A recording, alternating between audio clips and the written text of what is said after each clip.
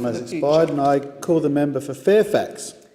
Thank you, Deputy Speaker. And I confess at times to being concerned about an erosion of what we sometimes refer to as civil society.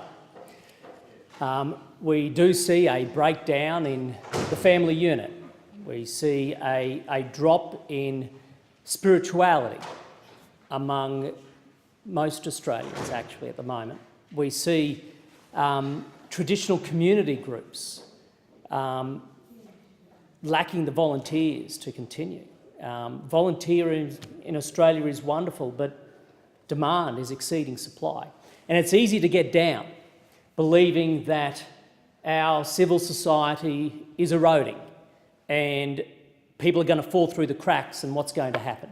But there are also times, Deputy Speaker, that I think each of us who is honoured to represent local communities gets that inspiration from our own community, and I know I do, on the Sunshine Coast.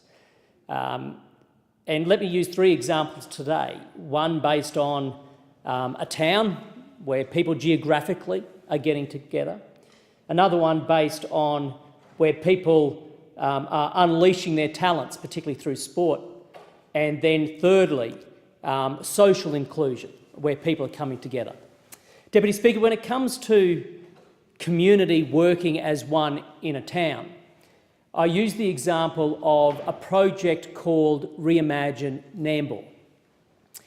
Reimagine Nambour is an activity now owned by the community of Nambour on the Sunshine Coast, where they are working as a united force to paint a vision for their future and then to formulate a roadmap to get to that vision. And they're doing so with community, political sector, business sector and residents working as one, because they believe that their town can be transitioned economically while maintaining a very proud and strong, distinct identity. And Nambour will pull that off because it is working as a united force, and that is Reimagine Nambour. Secondly, Deputy Speaker, I want to use the example of people who unleash their talents, particularly sport. I recently attended the 25th Annual Sunshine Coast Sports Awards, and there is no doubt the depth of sporting talent on the Sunshine Coast is second to none.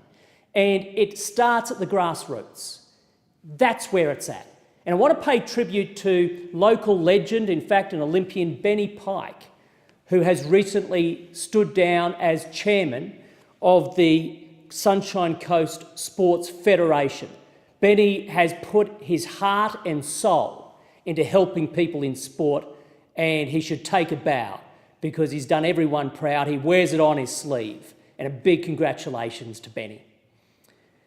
Sport, while I'm talking about it, Deputy Speaker, let me also mention the emergence of women in sport.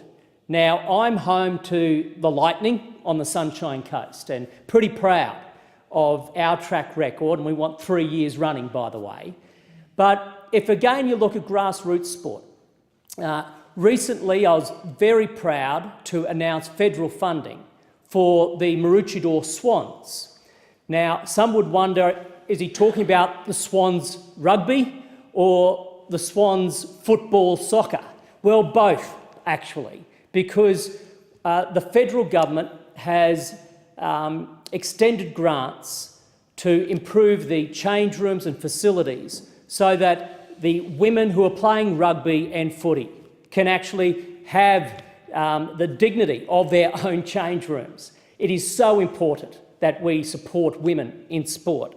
And lastly, I want to pay tribute to the Coolum Women's Shed. That's right, not the Coolum Men's Shed, who are going great guns, by the way, but the Coolum Women's Shed is now underway. They had their opening day just last weekend and hundreds of women walking through the door. This is yet again an example of how the local community are coming together with local leadership. And that's where social inclusion, friendships, That's what's holding our civil society together, and a full credit to them. Thank you very much, Deputy Speaker. I thank the member. The question